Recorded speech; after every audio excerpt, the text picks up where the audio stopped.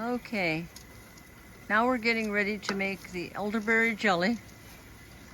Sean is taking these elderberries, put them in a pot. No water is added. You just gotta move these around and squish them until you get juice. A lot of juice. We're trying to get at least 4 cups of juice out of this. And then we'll be adding the sugar and lemon juice and pectin. There's about 5 pounds of elderberries in this pot. So 5 pounds of elderberries, we're hoping, will make about 12 jars of jelly. That's our goal. And like I said, these were frozen in the refrigerator, so it's taking a little bit of time.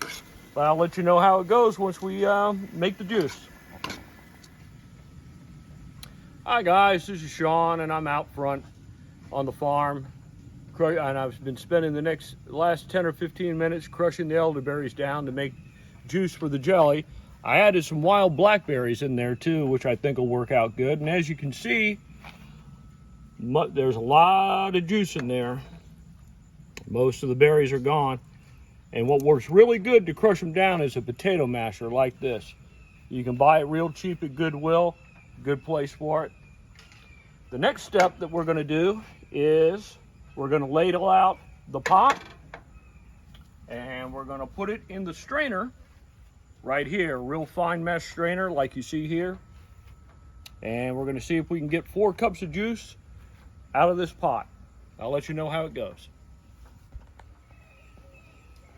Okay.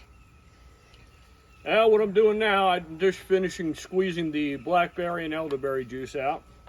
And by the way, if you don't want your hands to look like this, wear gloves, which I didn't think about. Also wear clothes that you don't care too much about, because this stuff stains.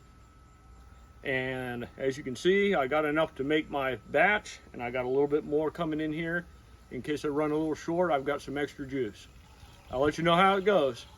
But like I say, it's a dirty job, so wear old clothes or in gloves if you don't want your hands to turn purple.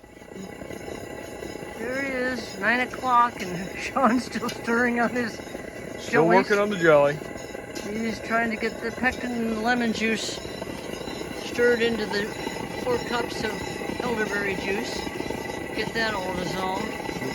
We put, how much pectin did we put in again? We put in 3.5 tablespoons. Then we put in about the same amount of lemon juice.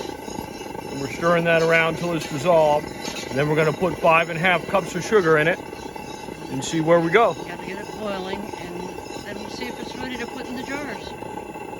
Yep. Okay. Late night, but we're still at it. It's got to be on the video. And Okay, go. Okay, we're going to see a couple of things from the canning, see how they taste. We had a couple jars of the jelly that didn't gel, so we're at least going to get to taste it, put it on some toast, see what happens. And we had a jar or so of the squash.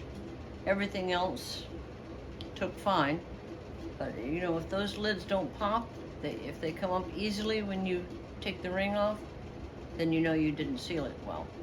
So I'm going to taste this squash. Actually, it's pretty good. I just took the liquid that was in it and put a little bit of that in with it, put it in the food processor, added just a little more brown sugar. It was already cooked or with cinnamon. So this is good. And the toast.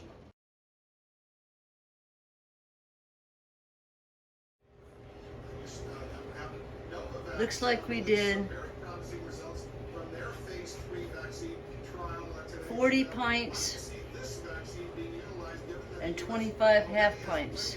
There's the jelly, there's the squash, and then I already showed you the pickled okra that we have.